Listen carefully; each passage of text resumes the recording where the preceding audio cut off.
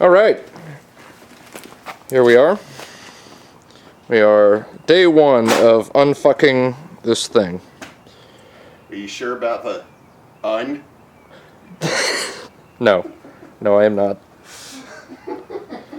All right, so we've done our first round of discovery. We've got this fucker cranked up. It is now off the ground, which means we can actually look under it, which is a nice change of pace from it's so low you can't actually even get your eyes underneath it. And it's actually in pretty good shape. I mean, there's some rust around the fuel tank bindings. There's some rust, on the exhaust parts, but the actual floor looks like it's fairly rust-free.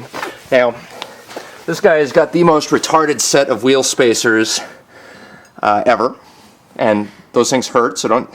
We've discovered that dropping them makes a sound that is not good. And I want to introduce you to the engineering level here that we're dealing with, which is I don't know if you can see this or not, but there's a fucking wood screw. Nice 3.5-inch carriage screw. Yeah, holding the bumper to the body, the bumper skin. So that's nice. Now we're going to discover whether or not these coilovers are adjustable or not. They are. It's just a matter of if they'll adjust. Yeah. And in my infinite wisdom, I brought my impact gun. Awesome, except for I didn't bring the adapter that actually makes it useful. So, good job, me. Here's Chris actively depleting the car of horsepower. We didn't even notice this sticker before. That was one of the 5. Oh, I thought you were counting the one on the windshield. That would have made it 4, right? Well, 1, 2, 3, 4, 5, 6. This thing had even more horsepower than we thought. Value. But now, well, not anymore. I mean, you're essentially. I'm taking it back to stock. You're essentially ruining the car.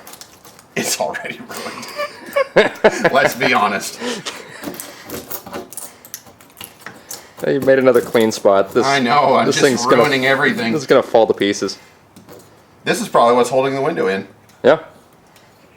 All right, so we've got the car back on the ground again, and we're unfortunately not going to be able to do much with the suspension ourselves because we need a special wrench for it. So now begins the process of gutting the car. Mission accomplished. All right, everything going well so far. Now we're getting ready to start working. Oh, well, I guess the interior panels are coming out. Womp womp. Now, just to give you an idea of some of the bubblegum and baling twine bullshit that was going on in this car. Protect your ears.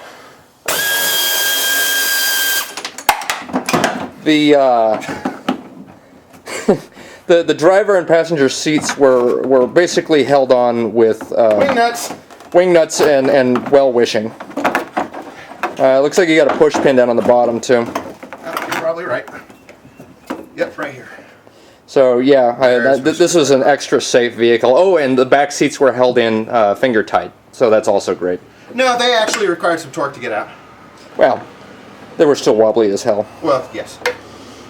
All right, on to the next stuff. So yeah, this was the power feed to the stereo going to the back with nice exposed copper there. That's well, it had Volkswagen tape over it, so at least they used the right tape. But a wire nut, rather than just getting a length of wire that's right. Right. That's a good choice. Good choice. Very safe. Very safe. No problem. And moisture resistant. Look at that mess. Gotta be kidding me.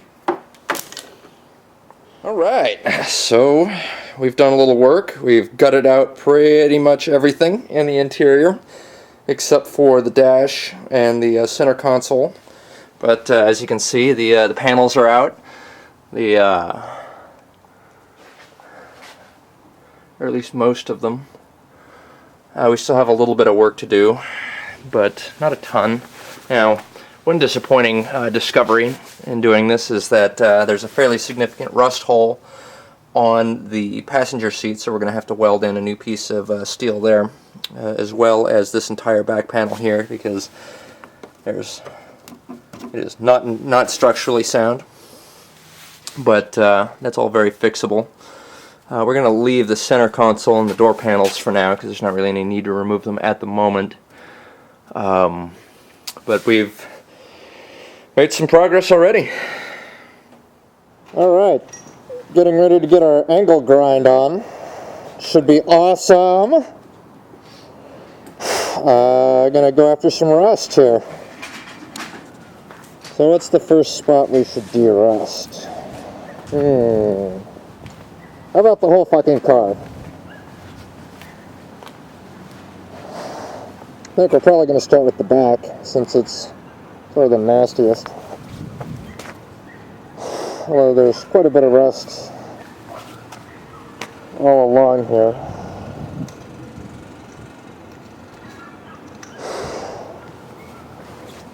But we have some nice pneumatic tools here to get us killing things.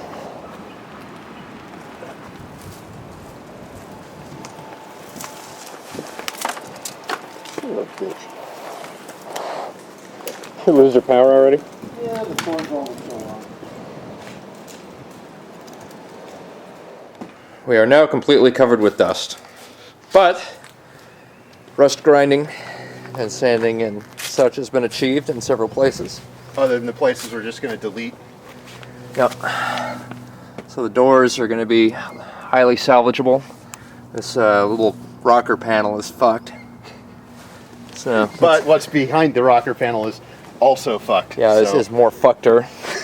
I mean, Yeah, buddy. Yeah, speed holes. And then this entire quarter panel is just going to get deleted because we're going to have to do some sort of black magic to get that stupid fuel door back in, and they did a shit job of patching that, so we're just going to replace the entire quarter panel. As well as the entire back hatch, because unfortunately The latch is right here. the latch is right there, and again, speed holes. Not sure that's really going to be useful moving forward. But the rest of it, we can Bondo, we can prime, we can sand. We're going to put some rust contamination stuff on there. It's going to be good. And Chris got a ricer hat. It's not too rice. It's partial rice. It's like Uncle Ben's.